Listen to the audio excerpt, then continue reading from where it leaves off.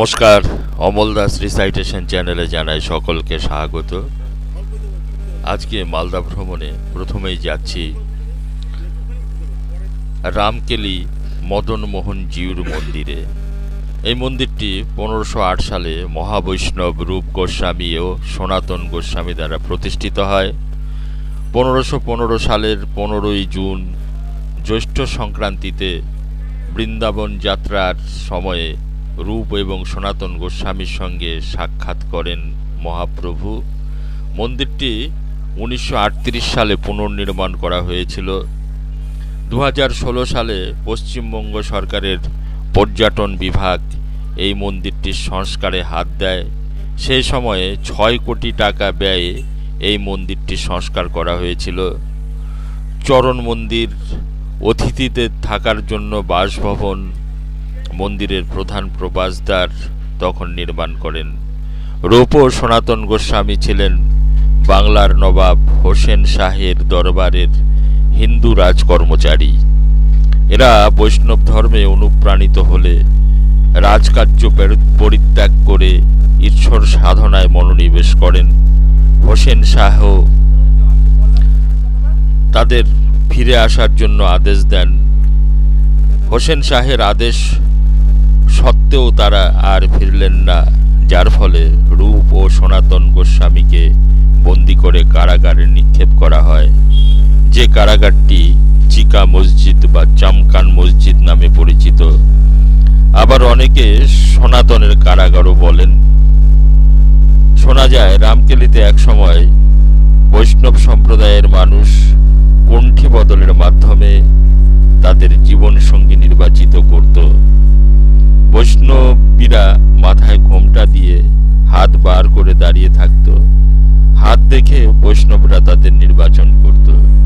এই সেই রামকেলি।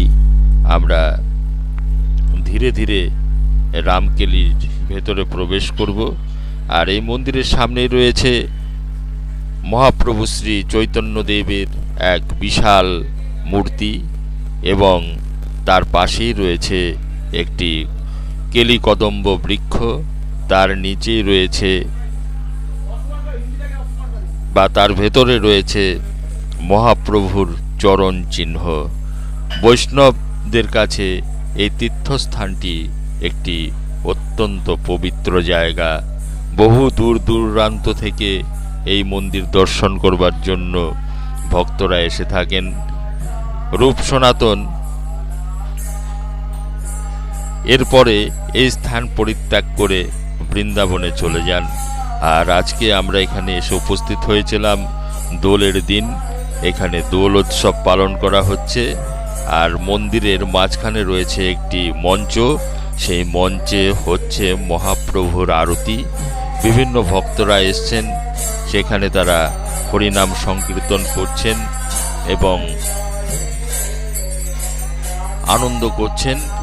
আর এই সাইডে রয়েছে প্রসাদ বিতরণের জায়গা। এখান থেকে ভক্তদের প্রসাদ বিতরণ করা হচ্ছে। এই প্রসাদে রয়েছে চিড়ে, মুড়কি এবং লাড্ডু। শালপাতার ঠোঙায় করে এই প্রসাদ বিতরণ করা হচ্ছেন। আর ভক্তরা এই প্রসাদ পরম ভক্তি ভরে গ্রহণ করছেন। দেখুন, এই সামনেই মন্দির। এই মন্দিরের ভিতরেও আমি ধীরে ধীরে প্রবেশ করব। অত্যন্ত সুন্দর মন্দিরটি। এখানে একজন সেবায়েত রয়েছেন। এই সেবায়েত ভক্তদের চরণামৃত দিচ্ছেন, বিনিময়ে কিছু দক্ষিণা ভক্তরা দিচ্ছে। আর এই মন্দিরের বিগ্রহের মধ্যে রয়েছে গৌরাঙ্গ মহাপ্রভু, নিত্যানন্দ, অদ্বৈতাচার্য, রূপ সনাতন এবং মদন মোহন ছাড়াও আরও অনেক বিগ্রহ এই মন্দিরে পূজিত হয়ে থাকে। আর আমার চ্যানেলে যদি আপনারা নতুন হয়ে থাকেন, আমার চ্যানেলটিকে অবশ্যই সাবস্ক্রাইব করবেন, সঙ্গে বেল আইকনটিও প্রেস করে দেবেন। আর আমার চ্যানেলের নতুন নতুন ভিডিও আপনাদের কাছে পৌঁছে যাবে। দেখছেন মদন মোহন জিউ মন্দির, রামকেলি, বৈষ্ণব তীর্থ। অত্যন্ত সুন্দর এবং পবিত্র একটি মন্দির। মহাপ্রভু বৃন্দাবন যাত্রাকালে এই মন্দিরে এসেছিলেন।